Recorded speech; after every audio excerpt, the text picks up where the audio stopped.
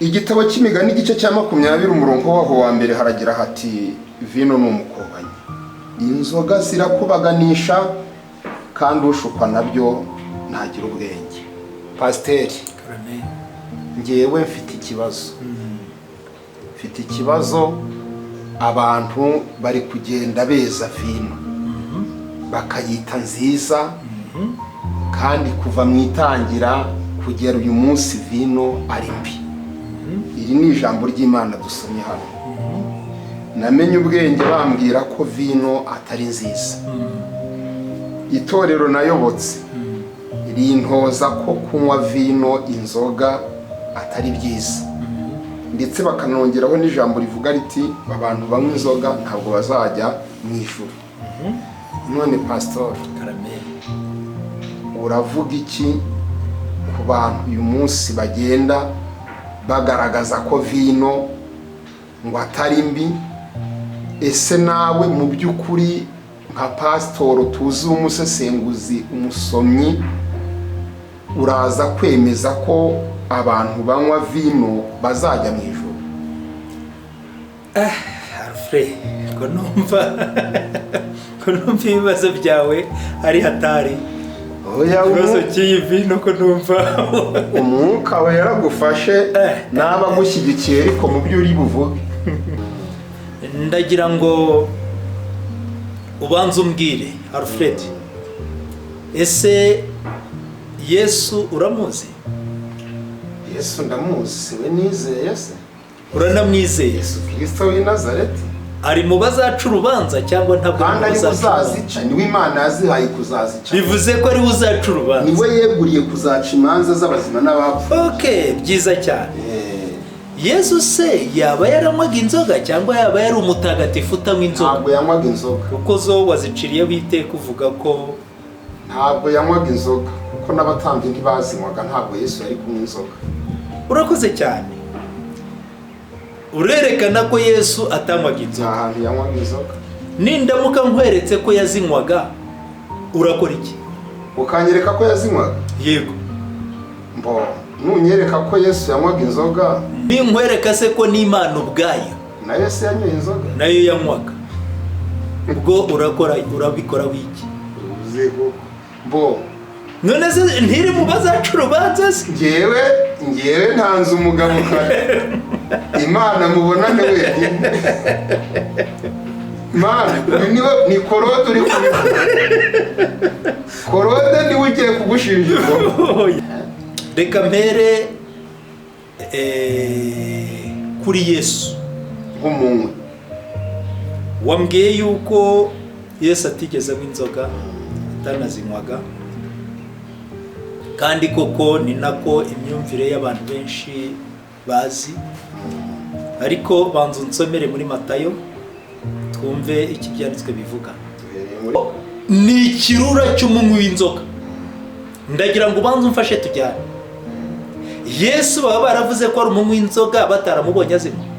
Ngo rero ikibazo wari urimo mbaza umbwira ngo Yesu ngo ntanywa inzoga, ngira ngo icyambere cyamaze kukwereka ko aho ngaho uri kwibeshya. Nkomeze se n'ikindi? Vino. Ngo vino imwe wahoze w'umukobanyi, ko wavuze ko ari umukobanyi, azayisangira nabo muki? Mu bwami bwande? Wenda sinzi, turaza kumenya niba ari wenda haba yoroshye. Oya, Yesu yanywaga. Icyambere nuko yiswe vino, kuko wavuze ngo vino ni umukobanyi, inzoga zirakubaganisha. Ntabwo yavuze ngo ni iyi cyangwa ni iyi. Yatweretse vino nyirizina. Ikiganiro ko turagisoza hari abagiye gusinda. Ayinya ntabwo mbabwiye ibyo kujya gusinda. Njyewe ndagira ngo nkwereke neza ko ibyo urimo uvuga ko kunywa inzoga ubwabyo ari icyaha. Ndagira ngo nkwereke ko wibeshya atari icyaha. Kunywa inzoga si icyaha? Ntabwo ari icyaha. Urabyita icyaha ushingiye kuki? Ijambo ry'Imana ribigaragaza. Nakubwiye ngo n'Imana ubwayo iranywa. Uranyereka Imana iranywa? Ntabwo urabyumva kugeza iyi saha. Imana iranywa? Somera mu kubara. Ayinya, rahira ko iri jambo ritaje rikagukakabiza.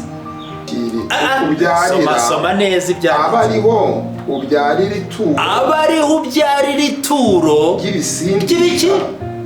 wahoze uvuga noneho za vino ngo n'iz'umutobe, noneho ndagira ngo wereke ko mu byaturwaga Imana harimo ibisindisha. aba ariho ubyarira ituro ry'ibisindisha ugira ute? utura Uwiteka. bisubiremo byisomere. Imyaka maze nkijijwe cyangwa amenye Imana, nzi neza ko kunywa inzoga ari icyaha, ndetse ibi bihuriyeho na benshi. Ariko ikintunguye kuri iyi tariki ni itariki itangaje kuri nge, kuko Pasiteri ndatunguwe. Pasito, koko uravuze ko kunywa inzoga atari icyaha ndetse kirimbuza abantu? Pasitoro, koko urabivuze ubu? Koko urabivuze ubu, uretse ko ari njye ubyumvise, nta n'ikibazo utewe cy'uko n'abandi bantu bashobora kubyumva? Urakoze cyane, ariko icyo nkubwira ni kimwe: wowe uracyita icyaha, ariko ku Mana cyo si icyaha. Gute? Cyaba icyaha gute se Yesu Kristo anywa n'Imana ikamwa? Ibyanditswe ubwabyo biragaragaza yuko Yesu Kristo yanywaga inzoga, ibisindisha. N'Imana ibyo bayituraga byabaga birimo inzoga, nk'uko mu kubara ibice 28 ku murongo wa 7 habivuga. Aho rero ntekereza ko kuba wajya kuvuga ngo inzoga ubwayo ni icyaha, waba wigiza nkana, kuko ibyanditswe wizereramo ubwabyo bigaragaza ko n'Imana ubwayo yiha agaciro. None se Pastor, tuvuge ko twayanze turayireka ku mpamvu z'uko nyine tuzi ko tuyinyoye twarimbuka, nuko twigishijwe nabi? Kunywa inzoga ubwabyo si icyaha, gusinda nicyo cyaha. Niyo mpamvu ibyanditswe bigenda bibabwira kwirinda kunywa inzoga cyangwa gukabya mu kuyinywa, ariko ntaho ibyanditswe bibabwira ko kunywa inzoga ubwabyo ari icyaha. None muri iki kiganiro se uradufasha kumenya ikigero twanywaho ku buryo bitatubera icyaha? Niteguye kubasobanurira ikintu ku kindi kugira ngo murusheho gusobanukirwa byimazeyo. Pastor, aho ntibyatera uwari waranze kunywa inzoga kuyinywa? Byose ni ikibazo cy'imyumvire. Iyo wize ukiga ibintu uruhande rumwe gusa, ntiwiga ibintu mu buryo bwagutse, byanze bikunze ushobora no kuyoba. Pastor, ko Bibiliya igaragaza no mu isezerano rya kera abantu batanywaga inzoga n'abayinywaga, uyu munsi ho nta bantu bataba bayemerewe nubwo abandi bayemererwa? Birashoboka cyane, kuko mu isezerano rya kera tubona nk'abitwa abanaziri, hari uruhande batemererwaga kunywa inzoga, ariko hakaba n'urundi ruhande bemererwa kuzinywa. Pastor, rero reka tuguhe umwanya noneho abantu bagutega amatwi, bagukurikire, byose ubigaragaze, ubisesengure, kugira ngo tubashe kuva mu rujijo, tubashe gusobanukirwa. Ubwo abiteguye kukanywa mutega amatwi, mwumve igipimo muzanywaho uko kizaba kingana. Umugoroba TV, ijoro rirakuze, burenda gucya. Iki ni igihe cyo gukanguka. Dukanguke. Amahoro ya Kristo nabane namwe bakunzi bacu, inshuti zacu, tubana umunsi ku munsi mu biganiro bitandukanye hano ku Mugoroba TV1 ndetse na Bimukira TV. Ndabasuhuje mu izina ry'Umwami wacu Yesu Kristo. Nimukomere mu mwami no mu mbaraga z'ubushobozi bwe bwinshi. Nitwa Misago Alfred, nkaba ndi umwigisha w'ubutumwa bwiza nk'umusesenguzi mu bitabo by'iyobokamana, cyane cyane ariko Bibiliya, kuko niyo tugarukaho kenshi. Ndi kumwe na Pasiteri mwakunze cyane mu biganiro bitandukanye yagiye atugezaho kuri uyu muyoboro, birimo ubuhanga ndetse n'ubwenge. Reka n'ubundi mwakire ngira nti amahoro ya Kristo nabane n'aba Pastor. Murakoze. Imana twizeye tukayiringira irakurinze? Imana iracyaturinze. Imana nishimye cyane. Turi mu mezi atangira umwaka, kuko niho ikiganiro tugikoze, nubwo hari abazacyumva hashize ikindi gihe cyangwa mu yandi mezi, ariko turi mu mezi atangira umwaka. Mwatangiye umwaka amahoro? Twawutangiye amahoro, twabonye Imana iduha kurama, turacyayishima muri byose. iyo abantu baramye bashima Imana. Byumvikana.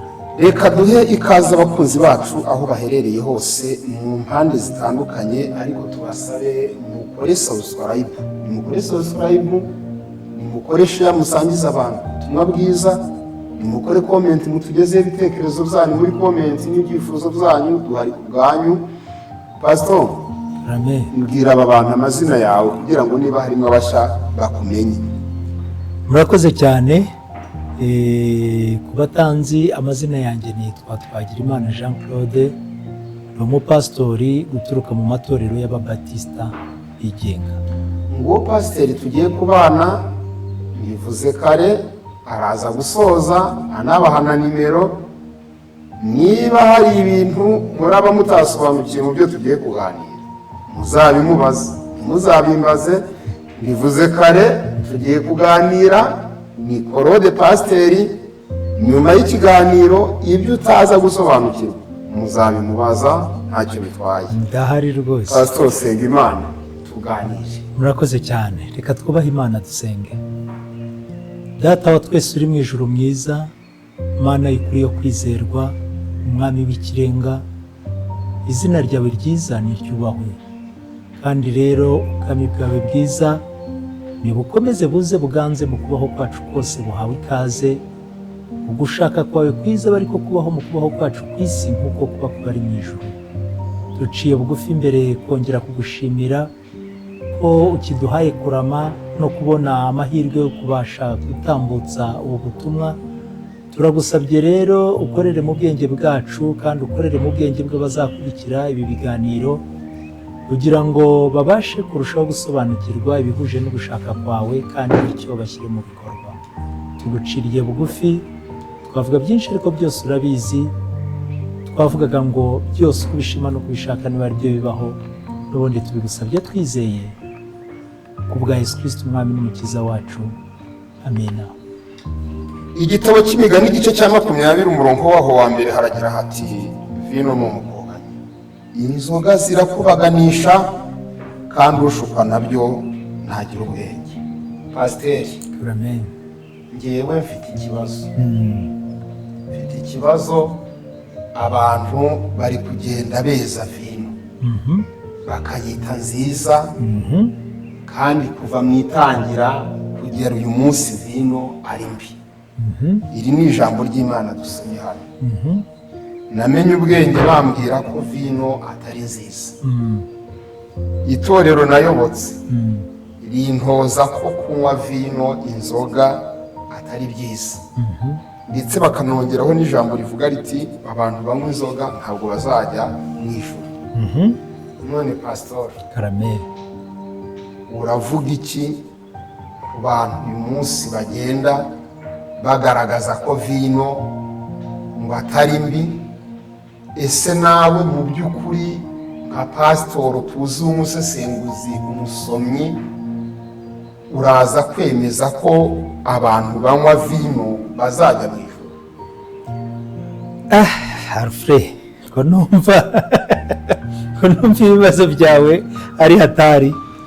Ikibazo cy'iyi vino ko numva umwuka we yaragufashe, naba gushyigikiye ariko mu byo uri buvuge. Okay, ariko reka tubiganireho ubwo wifuje ko tubivugaho. Urimo urabaza ngo ese ko kunywa vino Bibiliya ivuga ko vino ari umukobanyi, inzoga zikubaganisha kandi ushobora nazo atagira ubwenge.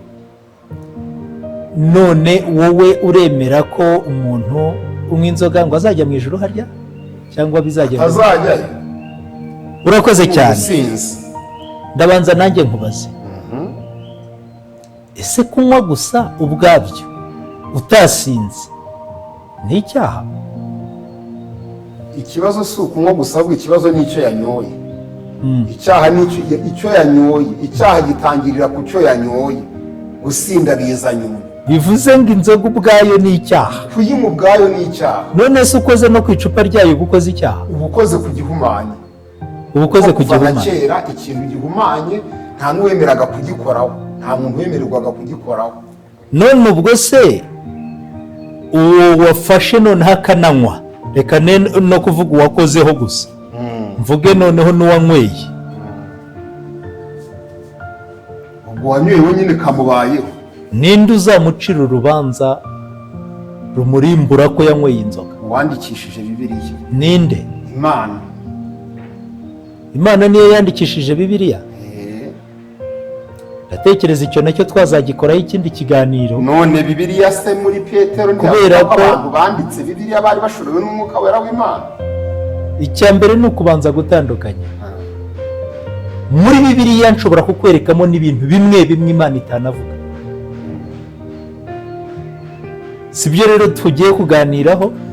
Wenda tuzabigira ikindi kiganiro. Kuko buriya Bibiliya irimo imvugo z'Imana, irimo imvugo z'abantu, irimo imvugo zavuzwe n'abamarayika, hari n'izavuzwe na Satani n'abadayimoni. Turimo n'ideni. Hari ikiganiro waduhayeho introduction ku kigendanye n'amakosa aboneka muri Bibiliya, wabaye nk'uduhaye intro gatoya, ariko turimo ubwo rero aho tuzabikomeza byenda kabisa umuntu arushaho gusobanukirwa byimazeyo. Aha rero nimvuga ko ibyo abantu bakora iteka ntibyaburamo n'amakosa. Ariko noneho ntabwo ndi hano gucira urubanza Bibiliya kuko ndayemera. Ni igitabo nkunda, ni igitabo nifashisha kandi nkabasha kubona ibirenze. Gusa icyo ngarukaho ni ikibazo warubajije. Ndagira ngo ubanze umbwire Alfred, ese Yesu uramuzi? Yesu ndamuzi, we nizeye se. Uranamwizeye? Yesu Kristo w'i Nazareti ari mu bazaca urubanza cyangwa ntabwo ari mu bazaca urubanza? Niwe Imana yazihaye kuzazica. Bivuze ko ari uzaca urubanza. Niwe yeguriye kuzaca imanza z'abazima n'abapfuye. Byiza cyane. Yesu se yaba yaranywaga inzoga cyangwa yaba yari umutagatifu utanywa inzoga? Ntabwo yanywaga inzoga. Kuko zo waziciriyeho iteka uvuga ko ntabwo yanywaga inzoga, ko n'abatambyi ntibazinywaga. Ntabwo Yesu yari kunywa inzoga.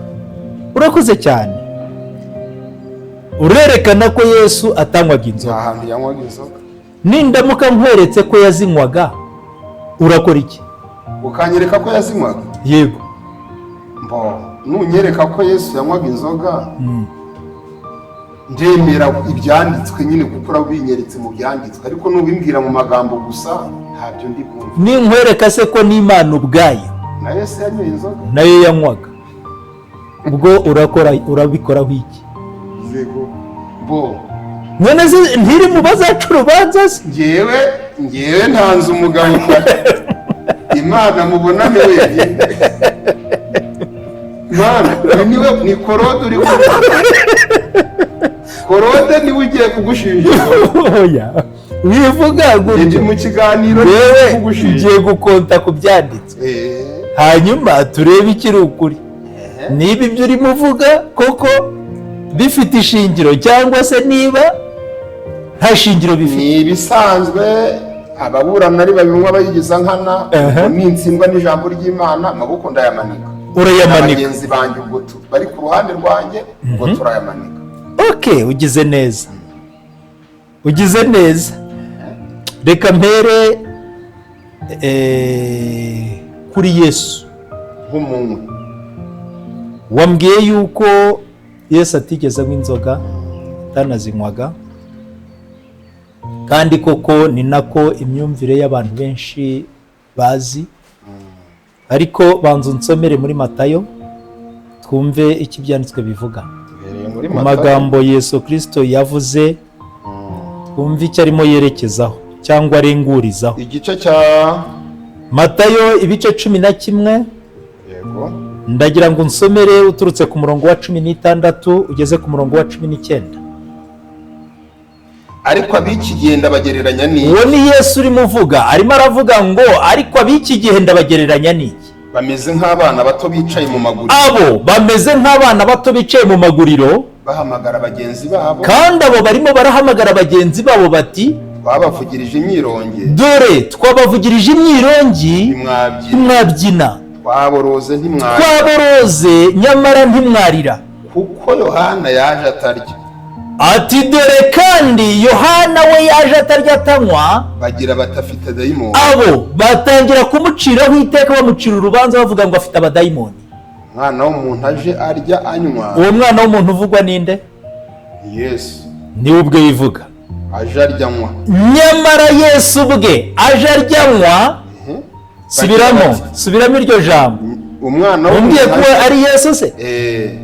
vuga uti Yesu ubwe aje arya anywa. Bagira bate? bati dore iki kirura. Baravuga ngo dore iki kirura kiki? cy'umunywi w'inzoga. cy'umunywi w'inzoga. uwo ninde se bavugaho kunywa inzoga? se bari bazimubona. Ninde? Yesu. Komeza. inshuti y'abakoresha b'ikoro. none ubwo barimo baravuga ko ari n'inshuti kandi y'abakoresha b'ikoro n'abanyabyaha kandi ariko ubwenge bwerekanwa n'imirimo yabo. nyamara ariko ubwenge bwerekanwa n'imirimo yabo. ndagira ngo ubanze umfashe. Yesu yivugiye ko Yohana yaje atarya atanywa. Baravuga ngo afite abadayimoni, afite dayimoni. Nyamara Yesu ubwe we aje arya anywa. Baravuga ngo ni ikirura cy'umunywi w'inzoga. Ndagira ngo ubanze umfashe tujyane. Yesu baba baravuze ko ari umunywi w'inzoga bataramubonye azinywa. Ngiye kwifatikanya n'abo bashinja bamushinje kunywara. Kabiri, ese baba baravuze ko ari inshuti y'abakoresha b'ikoro batarigeze bamubonana nabo? Kwaza kayo yagiyeyo. Yego, ubwo icyo kirimo kiramufata.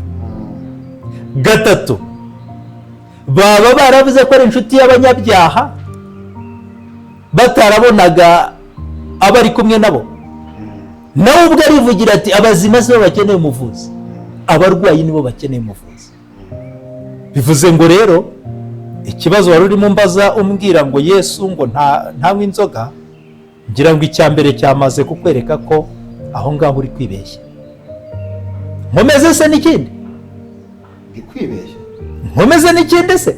Ikwibeshya kwanywa se? Nsomera Mariko. Hari ndumva ugifite amazeze, reka mbanze nguhe icyo kunywa cya mu gitondo ubanze ubyumve neza. Umupasitoro Mariko ibice 14 umurongo wa 25.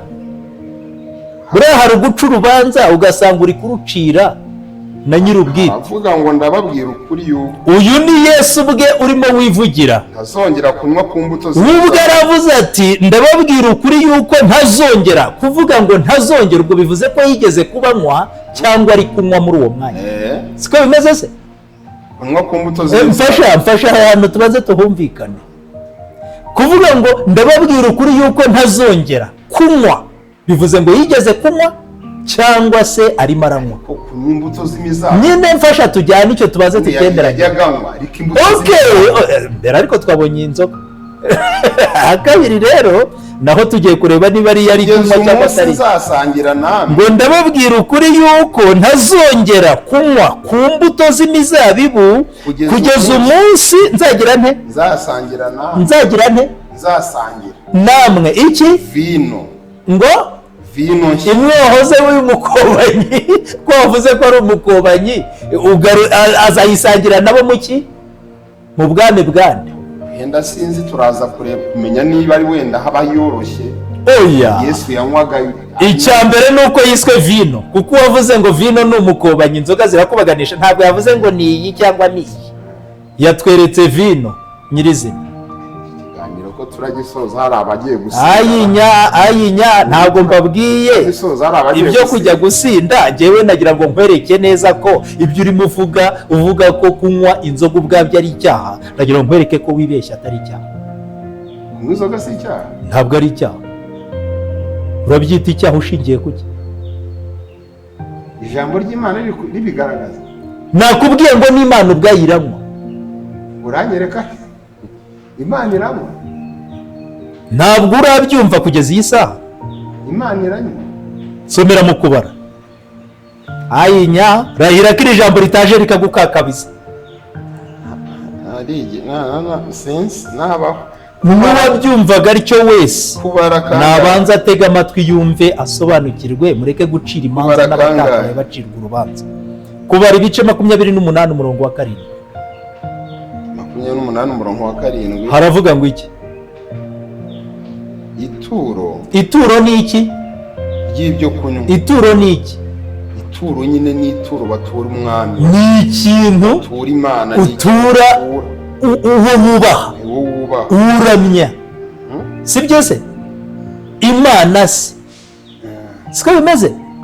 Somera rero, ese bariyitura ngo bitange ituro ry'ibyo kunywa, ituro ry'ibyo kunywa uturana n'umwana w'intama, uturana n'umwana w'intama umwe, rijye riba igice cya kane cya hini, rijye riba igice cya kane cya hini, ahantu hera, ahantu hagize hate hera, aba ariho ubyakira, soma neza ibyari, aba ariho ubyarira ituro, aba ariho ubyarira ituro ry'ibisindisha. Wahoze uvuga noneho za vino ngo nizo umutobe, noneho ndagira nkwereke ko mu byaturwaga Imana harimo ibisindisha. Aba ariho ubyarira ituro ry'ibisindisha, ugira ute? Utura Uwiteka. Bisubiramo byisomere utaza kugira ngo ni jyewe ubivuze. Jewe nakubwiye ngo ibyo mwebwe murimo mufata mukabifata nk'ibintu runaka, Imana yifite uko ibifata. Mureke rero guca imanza gusa, ahubwo mubanze mumenye ibyo mucira urubanza ni ibiki. Ese murabicira urubanza mushingiye ubundi kuki? None ibi ni byo byanditse mu maturo yaturwaga, hari harimo n'inzoga isinda. Yego, ntiwabisomye se ngo bayakirire kandi ahantu hera? Ntubyiyumviye se? Si wowe byisomeye?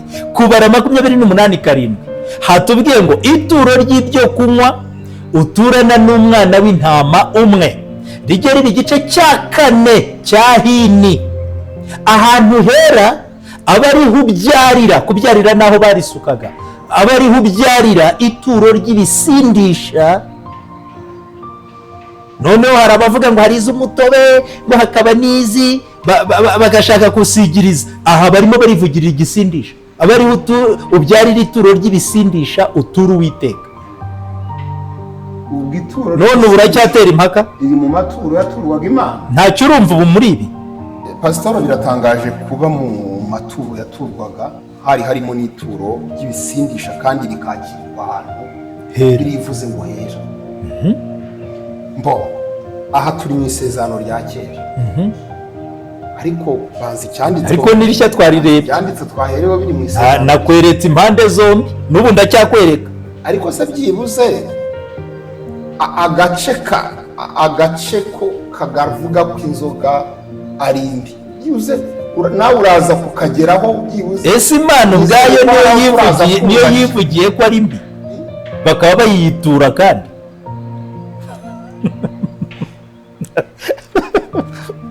wavuze ngo no gukora ku icupa ngo ni icyaha, cyangwa ku kintu kirimo inzoga. Nsomera Itangiriro ibice 14:18. Itangiriro 10, bereke ko abantu bakabiriza ibintu 10:18 haravuga ngo iki? Kandi Melikisedeki uyu uretse gato, uyu Melikisedeki bavuga ko ashushanywa na Kristo. Kandi uyu Melikisedeki ngo yari umwami w'i Salemu, kandi uwo ngo yari umutambyi w'Imana isumba byose.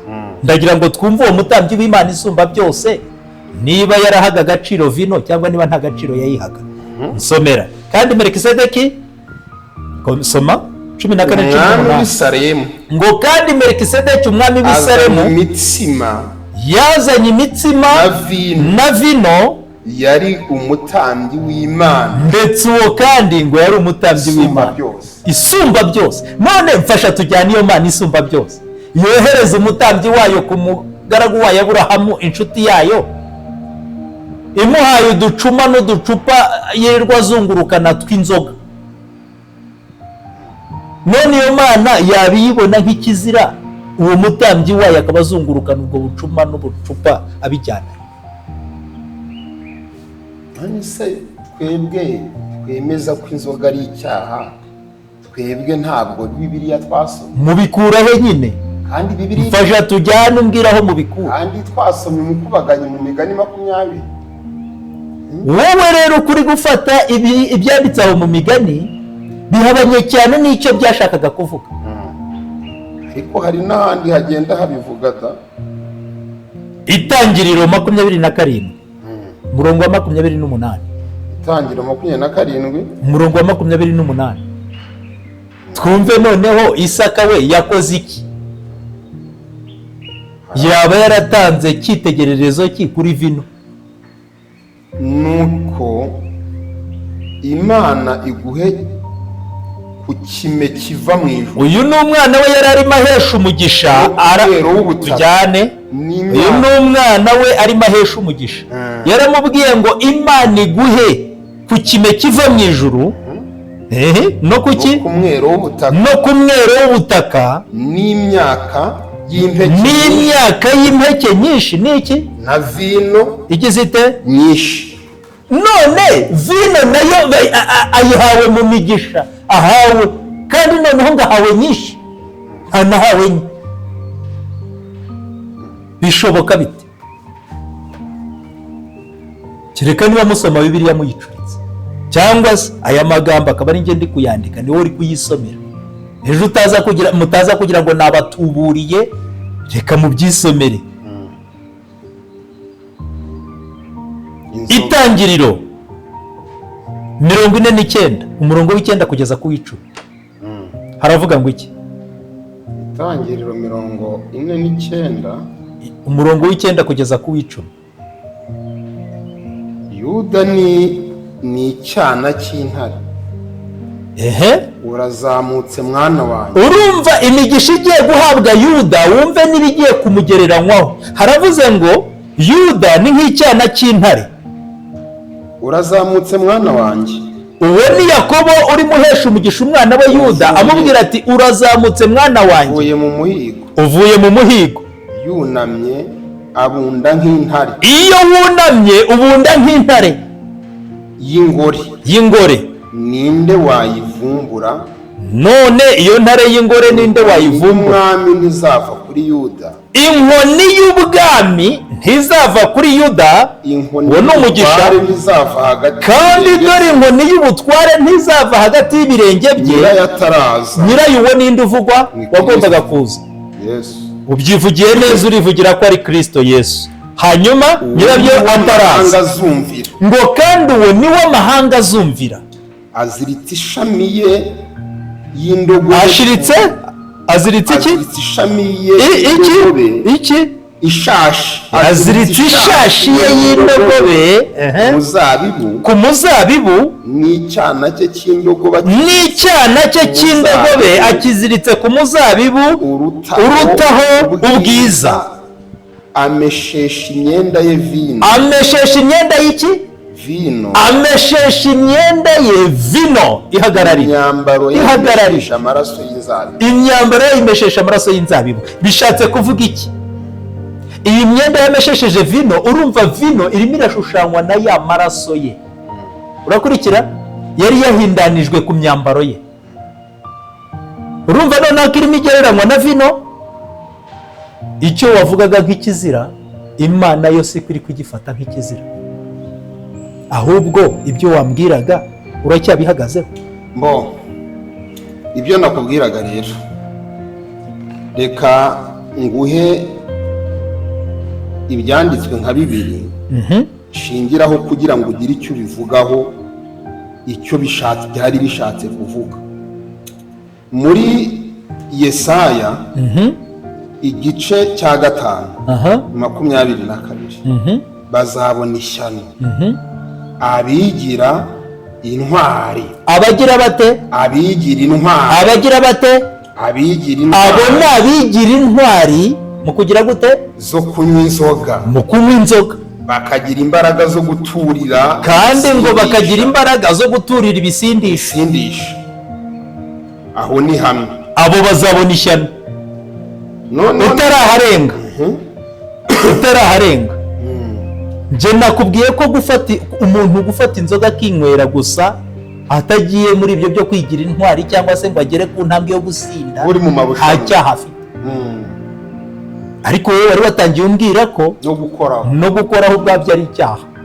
Aha rero ndakwereka neza ko icyo ibyanditswe bivuga birahana icyaha cyo gusinda cyangwa se kwigira intwari muri ibyo, cyangwa se kwirirwa bavumba inturire n'ibiki. Ariko ntabwo kunywa ubwabyo ari icyaha nk'uko nahoze mbikubwira. ikindi cyanditswe mu Baefeso 5:18 kandi ntimugasinde inzoga zirimo gukubaganya. Igitabo cy'Abaefeso cyanditswe nande? Pawulo. Cyanditswe na Pawulo. Urakoze cyane. Kandi ntimugasinde inzoga zirimo gukubaganya, ahubwo mwuzure umwuka we. Ababwiye kudasinda. None bihabanye n'icyo navuze zirimo gukubaganya. Navuze ko gusinda ni icyaha. Kuko ibyo ukora biba bibi, nibyo bibi icyaha. Noneho ndagira ngo ariko kunywa ubwabyo si icyaha. Noneho ndagira ngo twinjize muri icyo gice cyahindura kunywa inzoga icyaha, mu gice cyahindura. Umva icyo nkubwira, nashatse kubanza kukwereka ko kunywa inzoga ubwabyo cyangwa gukora kuri ayo macupa cyangwa ubucuma atari icyaha. Ibyo twabibonye kubera ko uwo Pawulo wavuze ngo ntimugasinde inzoga zirimo ubukubaganyi bwinshi, ni nawe wabwiye umushumba w'itorero Timoteyo amubwira ko akwiriye kujyamo inzoga. Nyamara ahandi yari yaravuze ko umwepiskopi adakwiriye kuba umunywa inzoga. Timoteyo wa mbere ibice 5 umurongo wa 23 haragira hati uhereye none. Soma cyane bantu bumva. Uhereye none. Aravuze ngo uhereye none reka kunywa amazi gusa. Alfred we uhereye none reka kunywa amazi gusa. Ni Timoteyo ari kubwira singe. None se Bibiliya iri kubikubwira. None zirambwira ngo ndinywera amazi no mu gitondo na nyere. Tujyane rero. Uhereye none reka kunywa amazi gusa. Reka kunywa amazi gusa. Hanyuma ahubwo unywe vino nshya. Ahubwo unywe iki? Vino nshya. Vino igizite? Ihe. Ubwo uri kumva ko kandi? Kubw'inda yawe. Kukurwaragura. Nta ndwara. Uyu mwanya rero ndagira ngo nkubwire. Benshi wenda wowe ntabwo ugeze kuri icyo. Benshi bavuga ko unarwaye umuti ukaba ari inzoga. Wakwemera ugapfa aho kugira ngo uyinywe. Ariko Pawulo we arimo arabereka ko kubwo kurwara ushobora kunywa, yakoreshwa nk'umuti. Yego. Ikindi murabizi ko bari ababyeyi ba kera, abakecuru n'abaki, bari abantu bo hambere bajyaga basabika imiti bakayisabikamo inzoga, urwagwa cyangwa gute. Turi kumwe? Kuko ubundi inzoga ubwayo ni umuti. Inakorwa yari yakozwe mu rwego rw'umuti. Buriya bavuga ko iriya inzoga ibamo alukoro bita etanol.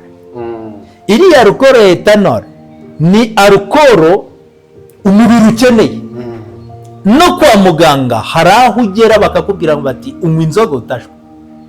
Bakakubwira bati noneho ujye unywa ka inzoga nkeya, akayoga gakeya kugira ngo bifashe ubuzima bwawe gukora neza. None se ubwo unyweye uba ukoze icyaha.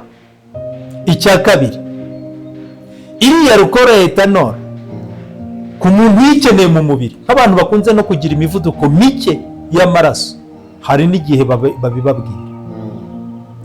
Kuko inzoga ibamo iriya alukoro. Iyi alukoro rero yivanga n'amavuta kuruta uko yakwivanga n'amazi mu mubiri w'umuntu. Kandi iyo uyikeneye koko mu mubiri, ni ukuvuga 20% by'iyo alukoro izamuka kujya ku bwonko, kuri piyaringa ubwonko. Buriya ubwonko bujya bugira ibibazo, rimwe na rimwe ukumva ngo abantu barwara imitwe idakira, abandi bimeze bitya, ugasanga arahungabana. Kubera iki? Hari n'ibibazo by'uko ubwonko buba bwarakakaye, buba bukeneye icyabworoshya bukabasha gukora neza vuba byihuse. Noneho rero iyi alukoro yigezemo itangira kubutwika bugatangira kwihuta. Kabiri, iramanuka ikamanuka mu ruti rw'umugongo, hahandi ijya kuri piyaringa n'umugongo. Buriya biramanuka, biriya bintu bita ngo ni misokoro bimanuka mu mugongo, biriya iragenda ikabitwika bikatangira gukora mu buryo bwiza. Ndavuga uwanyweye iri mu rugero ikenewe mu mubiri uwe, ntabwo mvuga uwarengeje urugero. Ni nk'uko n'umuti nawe urengeje urugero kugirira nabi, ariko iyo unyweye mu rugero uba ingirakamaro. Noneho rero 80 isigaye ku ijana niyo igenda igakwira ikajya mu mara, mu gifu, ikajya gukora ibikwiriye gufasha igifu gukora neza, ikazamuka ikajya gutunganya amara, turi kumwe, yarangiza ikazamuka ikajya ku mwijima, puripiyaringa umwijima, ikongera ikagaruka ikajya ku mpyiko, gutunganya impyiko, yarangiza kandi igakwira mu mitsi, gutwika bya binure biba byarafunze inzira z'amaraso kugira ngo zitambuke neza. Aho rero icyo gihe iyo unyweye iyo ngiyi iri mu rugero iba ari iy'umumaro, ariko iyo unyweye ukarenza urugero ni nko kunywa umuti warengeje doze yawo, ukubera ikibi, ukubera uburozi aho kukubera umuti. N'inzoga nayo nuko bivuze ngo abantu benshi bakunze kuyirebera mu ruhande rw'ibibi gusa, ibyo yagukoresha wamaze kuyinywa runaka warenze urugero, ariko ntibarebe n'ibyiza nayo ishobora kukugirira igihe uyikoresheje mu buryo bwiza. Bivuze iki rero? Bivuze ko niba ukoresheje vino, menya n'uburyo uyikoresha. Abanyarwanda bamwe nibo bajya bavuga ngo inyobwa n'imfura ngo n'imfura, ngo kandi inyobwa n'imfura, ariko iyo wayikoresheje nabi iragukoba nyine nk'uko Bibiliya ibivuze. Aha rero njye numva uruhande rumwe ku kijyanye na vino, uwayikoresha neza ntabwo njyewe nk'umupasitori namucira urubanza ngo mucireho iteka, kimwe n'uko uwayikoresheje nabi we n'ubundi ntabura kurumucira kuko yaba yakoze ibidakorwa. Ni kimwe n'amagi, amagi uzarye urye arenze ayo ukwiriye kuburya. Ubundi bavuga ko igi rimwe rirahagije kubonamo ibyo ukeneye, ariko hari igihe ugenda ukarya 3, ukarya 4, ukarya 5, ijoro ryose ukarara ubuya, ukarara utura ubwangati wabangamiye abantu, uri mu cyaha. Kandi noneho n'igi wariye si n'inzoga. N'amata, ari amata iyo unyweye menshi akugiraho ingaruka. Wari wanywa ku mata yabaye umushari ngo wumve uko amera? Urwara umutwe, urasinda. None ko yari amata none hatari inzoga, usindishijwe n'iki? Kuki ugiye kumva umubiri wawe ugiye gupfapfana? Bivuze ngo rero wikondana inzoga gusa, ahubwo ibyagira ingaruka ku buzima bw'umuntu bishobora kuba mu bintu byinshi bitandukanye. Uzi ko n'ibirayi ari ibirayi urya byinshi ukarwara umutwe? Kuko turi mu iyobokamana, ntabwo twavuga ku kintu kigendanye n'iby'abantu basanzwe bazi ko bizira, twirengagize ikintu cyo kubera abandi gisitaza. Ikintu gishobora kuba ari ntacyo kintwaye, ariko ukibonye ngikora kubw'indege nshya, nibyo ndagira ngo iri jambo risome naryo ugira icyo uritusobanuriraho. Ikintu nge gishobora kuba ntacyo kintwaye, ariko intege nkeya z'umbonye ngikora bikamuhindukira igisitaza. Hano mu Bakorinto urwandiko rwa mbere mu gice cy'8 umurongo waho w'8 haravuga ngo nyamara ibyo kurya si ibyo bitwegereza Imana. Iyo tutabiriye ntacyo tuba tutubirwa, cyangwa iyo tubiriye ntacyo twunguka. Ariko mwirinde kugira ngo uwo mudendezo wanyu udahindukira abadakomeye gisitaza na hato.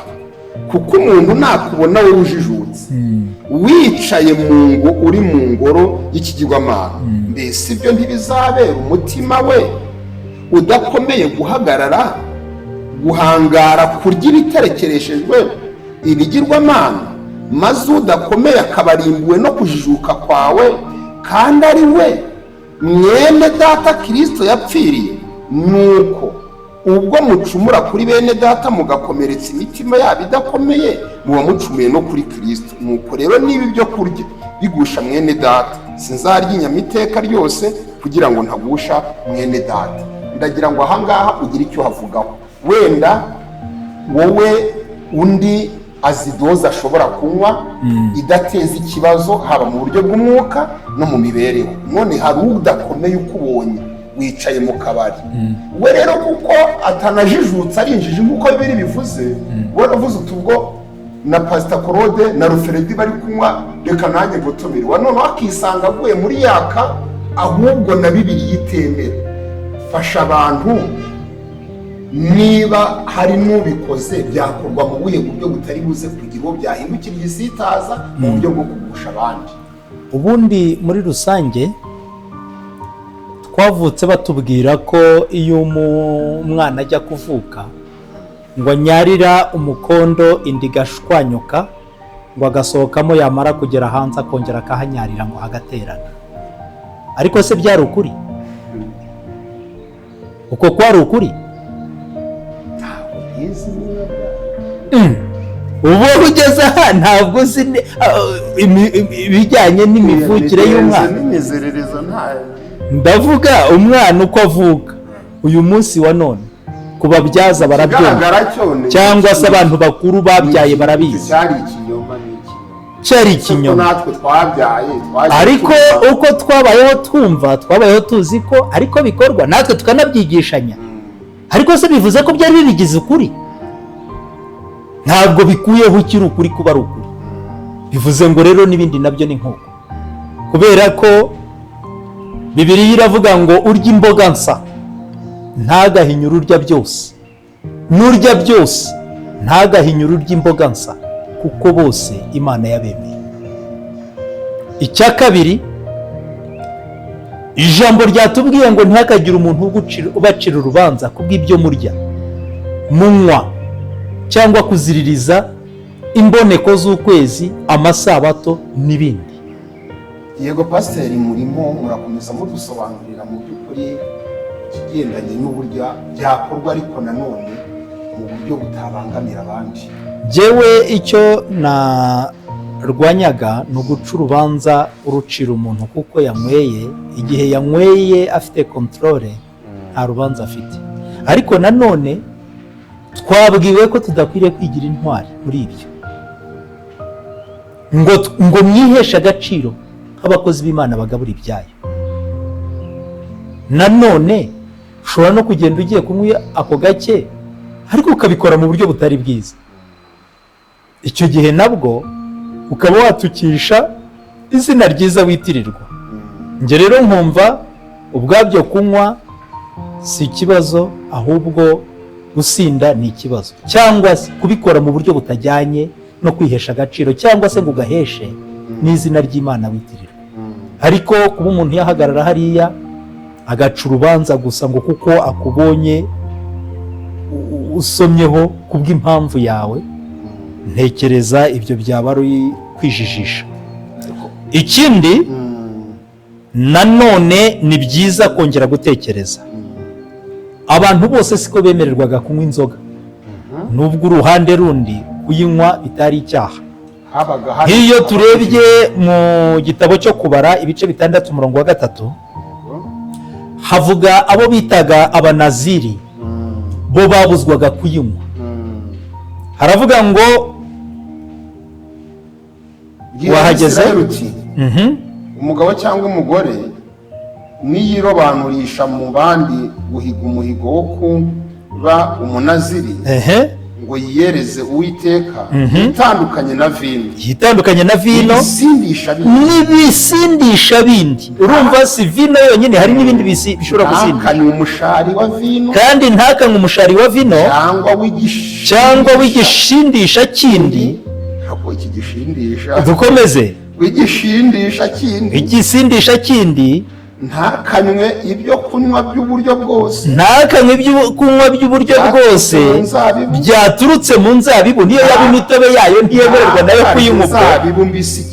Ntakanarya inzabibu mbisi noneho cyangwa zumye. Urumva nabyo biraba ari nk'icyaha kuri we, kubera icyo yimikiriwe gukora cyiswe ubunaziri. Aho rero pasitori ugeze nahashakaga cyane. Abo bo barabibuzwaga, aho nahashakaga. Ariko ntabwo ari ibya buri wese ngo uvuge ngo ugiye gukundana abantu bose muri rusange. Pasitori, ubunaziri bwarangiranye n'isezerano rya kera. Uyu munsi ho nta bantu bafatwa nk'abanaziri ku Mana, ku buryo ibyo biziruye ku bandi bo ari ikizira. Ibiziruye uyu munsi nta bandi bantu nabo bafatwa nk'abanaziri. Abanaziri ni bandi? Ku buryo ibyo biziruwe ku bandi. Banza udusobanurire, udefinise ijambo y'umunaziri. ni abantu batoranijwe n'Imana kugira ngo bigende bite. bagatoranyirizwa imirimo runaka muri minisiteri z'Uwiteka cyangwa se za Kristo. Barahamagawe. Bano bari abatambyi, bari abanaziri, bari batoranijwe gukora mu ihema, babuzwa kunywa ibisindisha n'ibiki byose. Natwe uyu munsi Kristo araduhamagara, akadutoranya, akampa kuba umuvugabutumwa, akampa kuba umuhanuzi, akampa kuba umwungeri. Abo bantu bo batoranijwe mu bandi, bo ntibakabaye baziririza kunywa ibi bintu. Ubundi umunaziri nawe yagiraga igihe runaka cyo kuba abiziririje, ariko icyo gihe kikanarangira n'ubundi akamwe. Ibyanditswe birabivuga Akabinywa cyane. Hari iminsi yo kutabinywa n'iyo kubinywa cyane cyane. Pasiteri ntari butumwe inzogara. Oya sinkubwiye kunywa. Hariho iminsi yo kutabinywa ni. Yego. Agiye kubwiriza ntayinywe, ariko nataha yinywe. Nsomera hano kubara 6:20 handitse ngo iki? 6:20 handitse umutambyi abizunguriza imbere y'Uwiteka. Hera hejuru gato. Umutambyi yenda urushyi. Kuri 19. Umutambyi yenda urushyi. Ngo umutambyi yenda urushyi rw'ukuboko rutetse rwa ya sekurume n'umutsima umwe utasembuwe wo muri cya kibo, n'agatsima kamwe kadasembuwe gasa n'ibango, abishyire ku mashyi y'uwo munaziri amaze kwiyogoshesha umutwe we wejejwe. Umutambyi abizunguriza imbere y'Uwiteka. Ibyo ngibyo umutambyi abizunguriza imbere y'Uwiteka, kandi bibe ituro rijungujwe. Iryo ribe kandi ituro ryera. Umwanya w'umutambyi. Uwo kandi uba umwanya w'umutambyi. Hamwe n'inkoro ijungujwe. N'urushyi rw'ukuboko rwerejwe. Ibyo nibiba birangiye, umunaziri abone kunywa iki? Abone kunywa iki? Vino. Bakunzi bacu. Aha rero urimo urabona neza ko bacu umwuka bafashe abayobore uko mukwiye guhagarara muri iki gihe, uko ntabwo byoroshye, kubera ko abantu bashobora gusoma ibintu bimwe gusa bakabona habuza, ariko ntibabone n'ahandi yemererwaga. Aha rero urabona neza ko umunaziri yashoboraga kunywa igihe kimwe cyangwa se akaba atanywa ikindi gihe. Noneho twegera umusozo, ndagira ngo mbwire abantu noneho muri rusange n'ibibi by'izo nzoga byatuma noneho bazirinda bakanazangaho. Ubwo icyo nari nabanje kurwanya, icyo nari nabanje kurwanya ni uguca urubanza urucira n'abatakaruciriwe. Kuko nakweretse ko na Yesu ubwo waba warumuciriye, ariko Yesu yashoje ku magambo yavugaga, avuga ngo ariko ubwenge bwerekanwa n'imirimo yabo. Ni ukuvuga nubwo yaba yaranywaga ntiyigeze ajya gukora ibidakorwa ngo yinyarire agira ate, kuko iyo yaba yarabikoze kubw'inzoga nabyo biba byaranditswe. Kuba bitaranditswe rero ni ukuvuga ko yakoraga iby'ubwenge nyamara yarananywaga.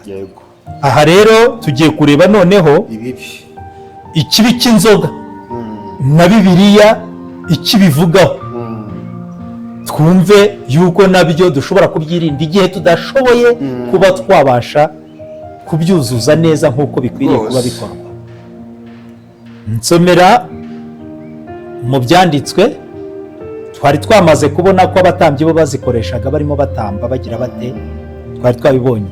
Hari n'ahandi ibyanditswe bivuga ngo umutambyi yirinde ibisindisha igihe agiye gutamba, ariko igihe ubwo yabaga atari gutamba, igihe cyo gutamba bivuze ko yashoboraga kuba yabona kujya yawe.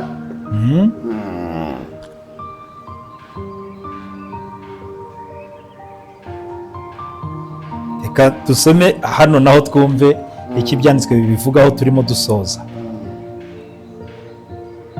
Dusomye icyo ibyanditswe bivuga, twabonye ko umunaziri yari akwiriye kwitandukanya na vino kubw'impamvu y'inshingano runaka Imana yabaga yabashyizemo. Ariko noneho mu migani ibice 31 umurongo wa 4 tubona undi muntu nawe wari umwami cyangwa se igikomangoma ko nawe yabuzwaga kuba yakwiyuha izo za vino, kwanga ko zatuma ayoba akabasha kwibagirwa ibyategetswe, ngo ntibikwiriye abami Lemuweli we, abami ntibibakwiriye kunywa vino cyangwa ibikomangoma kubaririza ibisindisha aho biri, ku mpamvu ya za nshingano kugira ngo batanywa. mu kuri koko kunywa kwabo nticyari icyaha, ariko kuko bashobora kunywa bakibagirwa, bakagera aho bibagirwa, bagaca imanza nabi bakazigoreka, bazirinda bakagoreka imanza z'inabi. Imigani 31:6 naho haratubwira ngo ibisindisha ubihe ugiye gupfa, na vino uyihe ufite intimba mu mutima. Urumva, byari ibisindisha kubera umubabaro, kubera uko ari kubabazwa wenda hafi y'urupfu rwe, kugira ngo atagomba kubabara cyane, ushobora kumuha vino ikamutera gusinzira. Ariko na Yesu barayimuhaye habura amasaha, we barayimuhaye iri muri Spongo. None rero Yesaya 5:11 ari hamwe wahoze uvuga, hari umurongo wa 7 udasomye pastor, nawo wawukomeza, ariko ubwo ndi gutenguza igihe. Mureke anywe urwo rushunga ndushyira umutere kwibagirwa intimba. Yes, bimushyire mu kuko iyo yinyweye, nibyo nahoze nkubwira, abantu batangiye banywa inzoga mu rwego rw'umuti. Turi kumwe? Noneho biza kugera aho batangira yakumva ububabare ari bwinshi, akarushaho kunywa byinshi, avuga ati ninywa vuba ari mwinshi byenda ndaza gukira vuba. Noneho kugira ngo akire vuba, ahubwo agasinda agatakaza ubwenge, noneho baza kubona ko yababera karuma. Turi kumwe? Akaba atacyumva bwa bubabare bwe kuko inzoga yamaze guhindura imitekerereze, ariko yaza kumushiramo n'ubukamera bikamumerera nk'ikintu cyo kuba kimwibagije wa mubabaro yari. Niyo mpamvu aha rero batajya bavuga ngo ibisindisha ibihe ugiye gupfa, na vino uyihe ufite intimba mu mutima, kugira ngo abe yibagiwe gato. Noneho Yesaya 5:11 ni hamwe wahoze uvuga ngo bazabona ishyano bazindurwa no kuvumba ibisindisha, bakaba ari cyo biririrwa. Ibaza abo bazabona ishyano nyine koko nibyo, bakabirara inkera kugeza aho bibahindura nk'abasazi. Abo bazahanwa, nyamara abandi batari guhanwa kandi bose bari banyweye, kuko bo banyweye barenga urugero, barimo barakora ibidakorwa. Ikibazo kiri ku ngano n'igipimo umuntu yakabaye anywa. Ngo bazabona ishyano bigira intwari zo kunywa inzoga, bakagira imbaraga zo guturira ibisindisha. Noneho rero Mika 2:11 abo wumve abo bari bo Bibiliya irimo icyaha cyane, iravuga ngo umuntu ugendana umwuka w'umuyaga n'ururimi rubeshya akavuga ati ngiye kubahanurira ibya vino n'ibisindisha, niwe muhanuzi ukwiriye ubu bwoko. Ubwo uri kumva, abo bigize intwari muri ibyo, bakigira birirwa batanga ibyo ngibyo muri urwo rwego, abo ijambo riravuga ibyabo. Turi kumwe? Yego.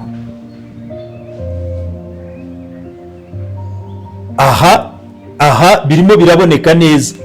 Uwo ni wo uri guhanura ibyo ngibyo, kandi uwo hari ahandi ibyanditswe bimugereranya n'ikibuno. Ngo nuko rero Abatesalonike 5:6, Abatesalonike ninde wabanditse? Pawulo. Ngo nuko rero twe gusinzira nk'abandi, ahubwo tube maso twirinda ibisindisha. Nyamara uyu niwe wahoze abwira Timoteyo kunywa kubw'ikibazo afite, ariko mu rundi ruhande arimo arahugura abantu babwira ko bakwiriye kwirinda ibisindisha, kuko uwabinyweye akabirenza urugero bimukoresha ibidakorwa cyangwa akaba yanagira gutungurwa. Nihute ahavuga ibyo kubyirinda ni henshi naho. Abatesalonike 5:8 ngo ariko twebweho ubwo turaba amanywa twirinde ibisindisha, twambaye kwizera n'urukundo nk'icyuma gikingira igituza, kandi twambaye ibyiringiro byo kuzabona agakiza nk'ingofero. Timoteyo wa mbere 3:2 ngo nuko umwepiskopi akwiriye kuba inyangamugayo no kuba umugabo w'umugore umwe, abe adakunda ibisindisha, wirinda ugira gahunda mu kubaho kwe, akunda gucumbikira abashyitsi, ufite ubwenge bwo kwigisha, aba adakunda iki? Ibisindisha. ubu urumva ako kantu, iyo ugeze ku rwego rwo kubikoresha mu buryo birenze urugero, aho uba uri mu cyaha. N'abadiyakoni nabo abavugaho muri Timoteyo wa mbere 3:11, Tito 2:2, ngo uhugure abasaza kugira ngo be gukunda ibisindisha, bitonde badashayisha, babe bazima mu byo kwizera n'urukundo no kwihangana. Umva rero nsoreze kuri Petero wa mbere 1:13, ngo nuko mukenyere mu mitima yanyu, mwirinde ibisindisha, mwiringire rwose impano y'ubuntu muzazanirwa ubwo Yesu Kristo azahishurwa. Petero wa mbere 4:7, ngo iherezo rya byose riri bugufi, ngo nuko mugire ubwenge mwirinda ibisindisha, mubone uko mugira umwete wo gusenga. Petero wa mbere 5:8, ngo mwirinde ibisindisha, mube maso, kuko umurezi wanyu Satani azerera nk'intare yivuga ashaka uwaconshomera. Aha rero nkababwira ngo uwanywa afite impamvu imutera kunywa kandi akanywa mu rugero, nta cyaha afite.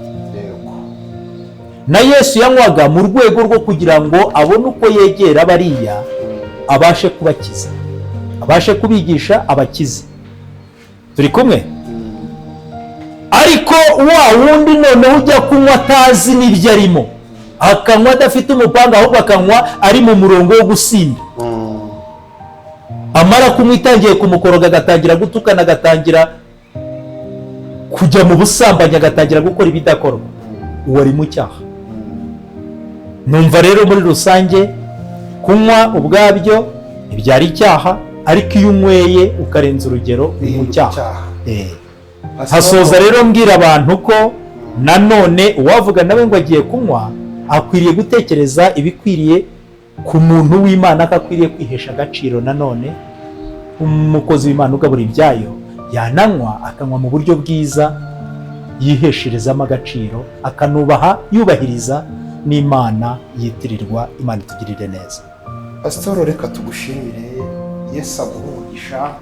Ndetse n'ibi bivuga ku nzoga, hari n'ibindi uduteganyiriza kuzagenda tuganirizaho byinshi. Birahari byinshi cyane, bizagenda bifasha abantu. Birahari byinshi cyane abantu bagenda bahuzagurikaho kandi bakeneye gusobanukirwa byimazeyo, kumenyaho ikwabyo. Pastor, umuntu yumva ikiganiro ariko hari n'igihe agisoza afite n'ibindi bibazo yumva yibaza yabaza umwigisha, watanga nimero yawe? Murakoze cyane. Abakeneye ko twavugana wenda na nyuma y'ikiganiro, nimero yanjye ni 0783 667 3610, 0783 667 3610. Bayishyira no kuri screen kugira ngo mubashe kuyireba, muyikurikirane. Ushaka ko tuvugana nta kibazo, twavugana nta kibazo. Murakoze. Reka tugusabe dusenge Imana. Reka dusenge Imana. Data wa twese uri mu ijuru mwiza, Mana y'ukuri yo kwizerwa, izina ryawe ryiza niryubahwe. Turi imbere kongera kugushima no kuguhimbaza kubwa byose, kuko uri guha abantu bawe kongera gusobanukirwa ibintu n'ibindi, kugira ngo buri wese amenye igikwiriye kandi ashyire mu bikorwa, ariko nanone nta gucirana imanza. Muri uru rugendo tuguciriye bugufi, tugusaba ubwenge n'ubuhanga, kandi tugusaba guhagarara tudatsinzwe no ku munsi mubi, uha abantu bawe gusobanukirwa, kandi nanone ukomeze wagura uyu muyoboro, uko imbabazi n'urukundo n'umurava byawe biraba ari kuguma kutugirira. Nanone dukomeza kwitegura gutaha iwacu mu rugo, ubwa Yesu Kristo umwami n'umukiza wacu. Amena. Bakunzi bacu turabashimiye, mukomeze mukoreshe amusangiza abandi inyigisho, kandi mukore na subscribe. Amahoro ya Kristo nabane namwe, turabakunda cyane.